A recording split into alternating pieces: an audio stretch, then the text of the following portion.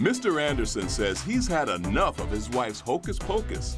He says the spell is broken, and so is his marriage. Today, on Divorce Court. All rise. The Honorable Judge Starr presiding.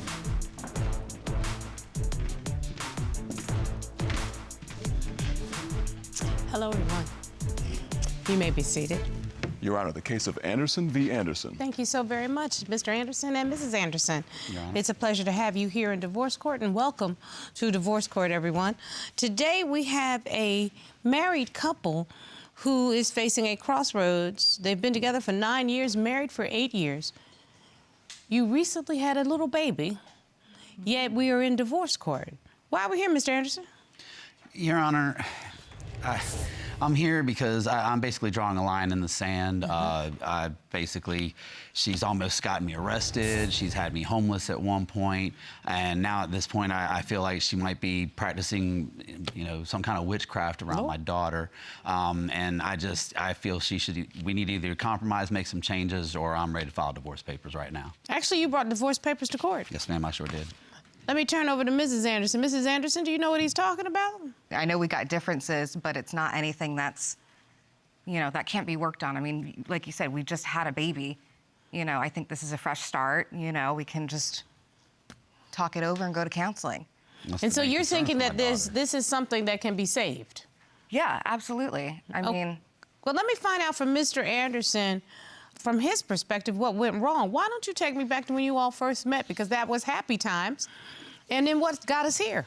Well, basically, Your Honor, when I first moved to Atlanta, I was in a bad relationship before I left. That's why I came down here, to get away from all that.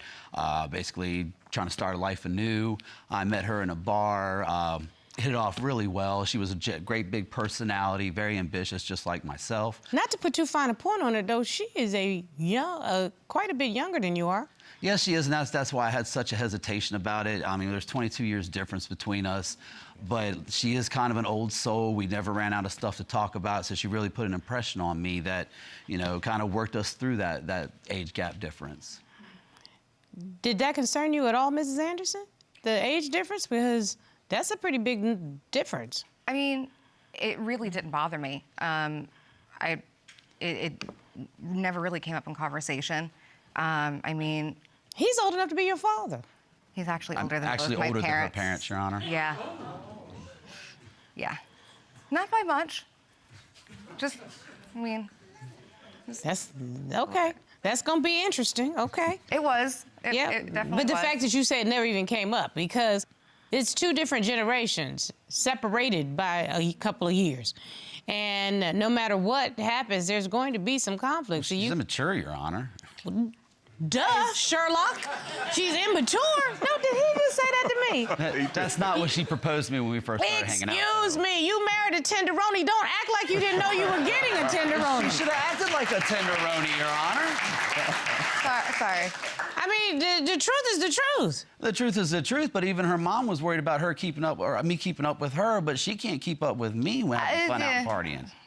I wouldn't say all that. Yeah, that was your but word. being fun out and partying is not how one compares what the age difference is going to be. The age difference is going to be how you problem solve, because you've actually had years of problems to solve. True. Everybody can get their party on. Okay, that's the difference. And honestly, Mr. Anderson, she may be the tenderoni, but that is the most naive statement. You have to think about all of that when you are going to, as they say, wipe somebody up. I understand that, Your Honor, but my example, what I mean by immature, is she's in her 20s, and one example is... Give me some examples. We go out, and she hears her favorite song, we're leaving the bar, and she's feeling herself, so she's hanging out the window, doing all that mess, and a cop sees us, pulls us over. She thinks she's trying to help me and starts crying and boo-hooing. The cop immediately pulls me out of the car thinking domestic violence on a female. Yep. Or trafficking or something, because she looking like, I'm over there, what you doing? And she's over there, and the cop's like, in my car, get out the car, sir. What am I supposed to do now? I don't drink whiskey anymore. We made that agreement. Well, because we absolutely had to after that night. Did you explain to the police officer that that is your husband and you were just having fun? Oh, yeah. No, that was absolutely explained. And I did apologize for that night, so I don't know exactly as to why we're bringing that up again. We're bringing it up because he's concerned that this is behavior that's going to be replicated again and again. Am I correct, Mr. Anderson? Pretty much. That's why. Whenever you have the opportunity to be heard for the first time, the silence in this courtroom makes it even sound louder, so that the other person who's hearing the accusation, they see just how bad it sounds. Because, you know, I can guarantee you the two of you went back and forth and argued about it, and you apologized, but there was noise going on around that. There was but here in the silence, it sounds so much worse. It sounds like immature behavior, and behavior from two people who say they love each other, but they're not being respectful. That's why. Our arguments have gotten so bad, Your Honor, that one night we had moved in with our parents for a little bit, and we arguing over something stupid, got there in front of her parents' house, all the way home arguing, got really loud, and all of a sudden her parents come out defending her, as they should, but then I wound up homeless for a month. They wouldn't have had to if your anger was under control, and I told you. Don't push my buttons. I control my anger as long as you ain't doing all this mess. Outside of the house is the issue, and you chose to continue it to where they needed to come out. Well, I mean, when you're getting louder than I am, I'm going to be louder than you are so you can hear me because you ain't listening. Why is all this arguing going on? I'm not a Bible-thumping, born-again Christian, but I do believe myself spiritual Christian, and I try to practice as such. But now I'm coming home, and there's candles have been burning in my house for like a week to raise our ancestors from the dead. No. I come home, and the house is filled with sage, and I'm coughing and choking. We're going to need to be a little more respectful than that. Were you drawing pentagrams or something in the middle of the living room? No, absolutely not.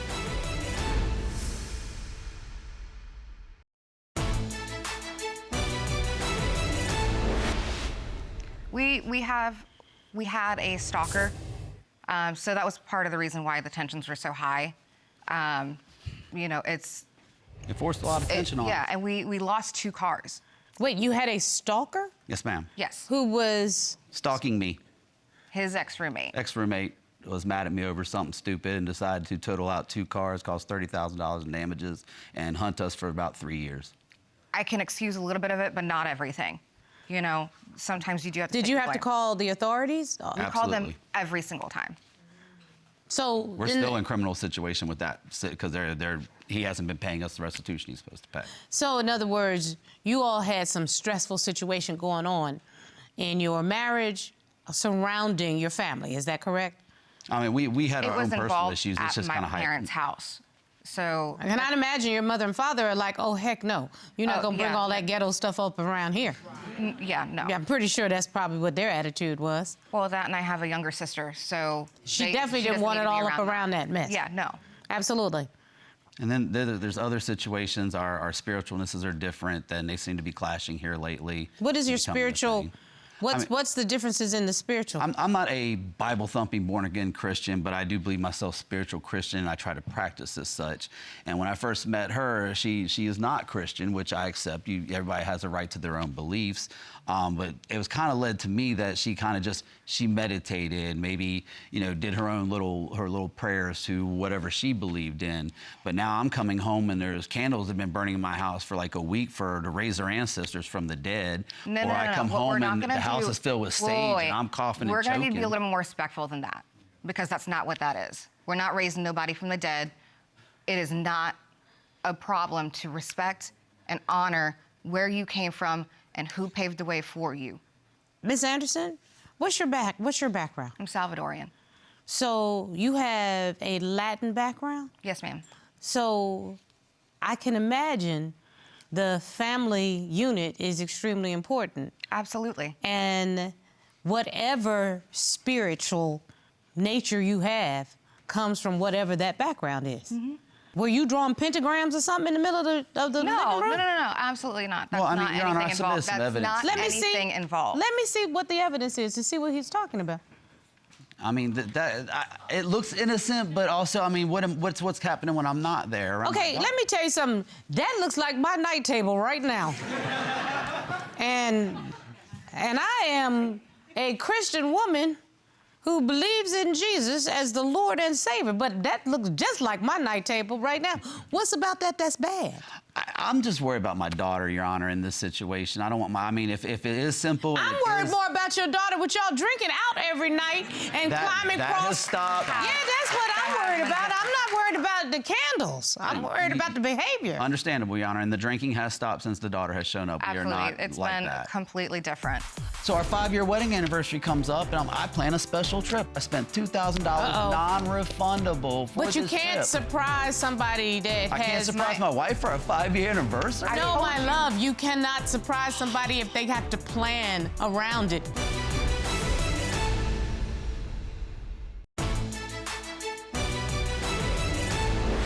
Let me be real clear about this. If your partner is a good person and they believe that being nice and good to other people, that is the spirit of Christianity. You know that. If you claim to be a Christian man, that is the spirit of Christianity right there, is loving thy neighbor as thyself. True. That starts. True. And I don't see that you've shown me that there's something that your wife has done, Mr. Anderson, that would put the baby in danger. Now, if you told me she leaves the candles unattended in the baby's room, or the baby has started walking and she has the candles low on the table, but I didn't even hear you claim that. It sounds like y'all looking for conflict. Well, Your Honor, I'm not trying to look for conflict. It gets presented. Like, I mean, on my 5-year anniversary, our 5-year anniversary, like, she's a workaholic. I can't get her to So take real a day immature, off if huh? she is sick, like severely sick. Like, she was on the way when she found out she had COVID to work. And I said, you need to come home. They ain't gonna let you work. So our 5-year wedding anniversary comes up, and I plan a special trip. Let's go to Florida. We'll go to Miami. We'll have a great time. Did you talk to her about the trip? I was talking to her about doing something. She said that would be really nice, so I wanted to surprise her. I spent $2,000 non-refundable for But you this can't trip. surprise somebody that I has... can't surprise my wife for a 5-year anniversary. No, my love, you cannot surprise somebody if they have to plan around it. Like, my husband can't take me on a trip if I have court the next day. My boss I had can't just take quit. him on a trip if he has court the next day. That's it. And it doesn't mean that we don't love each other.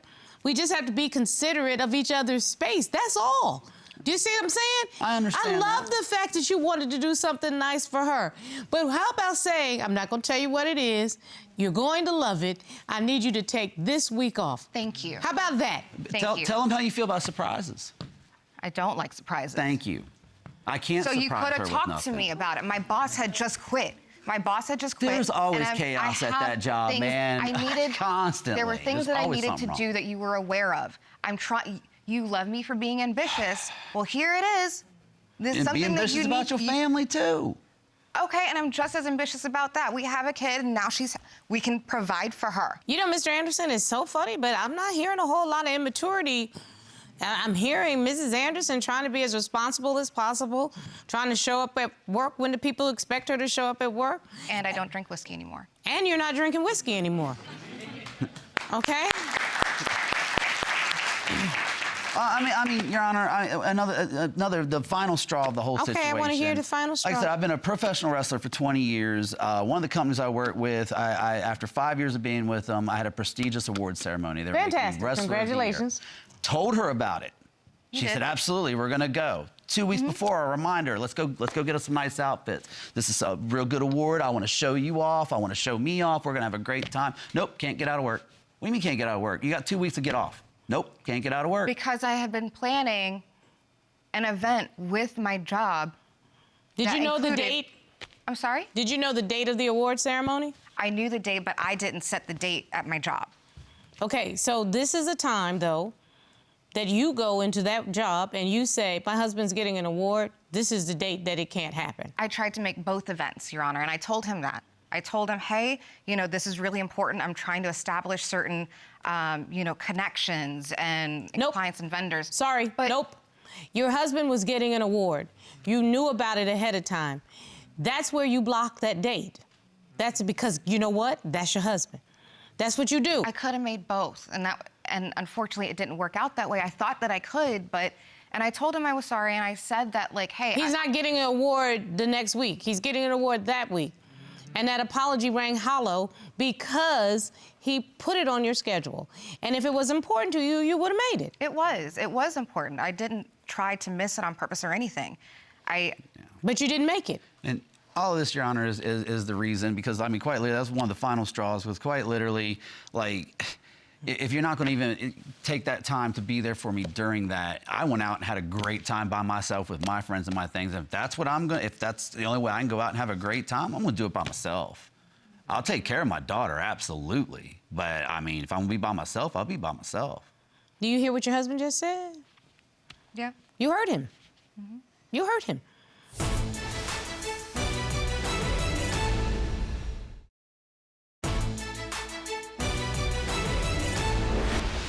I just want to know, is there anything left for you all to save? Because y'all are not being considerate of each other? You're being disrespectful? You have a little person now that depends on you to form her family. Now, I already heard Mr. Anderson say he's ready to co-parent. But what are you prepared to do, Mrs. Anderson? I have no problem going to counseling, therapy, whatever it is that needs to happen for her and for us to be a family. What are you prepared to do, Mr. Anderson? Do you want this marriage to work? No, I'd really rather just, I need a break. So, unless she's willing to really, really buckle down and compromise and work with this. Wait a minute. See, what I was waiting to hear is, yes, Judge, and these are the things that I need from my wife to make it work. I haven't heard that yet. What do you want? I need her to put family as priority first, above job. We just started a family. That's here. That's now starting. I'm showing you that. Well, I mean, I've signed the papers. If you're not going to sign them, then it's the ball's in your court to me at that point. Mr. Anderson, excuse me, that's not how this works. The judge has asked you a question. Is the marriage over? I mean, unless I see actions otherwise, yeah. You have just made the entire jury frustrated. I'm just as frustrated, Your Honor. No, you're not. No, you're not, because here's the thing. If you want this marriage to work, then you will work at making the marriage work. Oh, absolutely. I mean, but we're not. Nobody's hearing that from you. And guess what? I don't have any more time. I don't want to hurt your feelings, but I don't have any more time. Do you want the papers served or not, sir? Yes. Will you please retrieve the papers? Sure.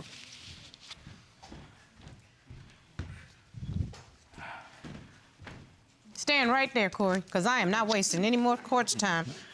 You actually came to court with the paper signed. Mm-hmm. Would you like the papers served? Yes, ma'am. Serve the papers. You've been served. Mrs. Anderson, I cannot make you sign those papers. Okay. But I can tell you that I will provide Mr. Anderson with a transcript of these proceedings where you have been served officially. Mr. Anderson, you can now go into civil court and start an actual divorce proceeding in civil court if that's what you want. Thank you, Your Honor. I don't know what has happened between the two of you, but to watch a marriage disintegrate because of misunderstanding is disheartening. And the fact that two people who claim to love each other and love their child won't even put in the effort to work, you done wasted the court's time, you wasted your time, and I hope you don't waste this baby's time. That's my verdict.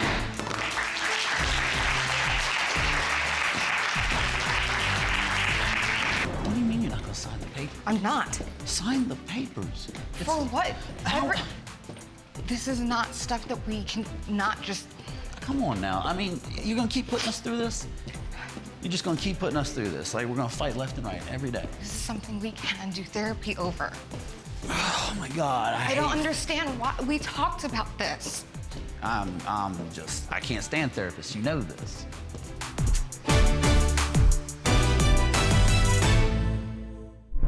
Made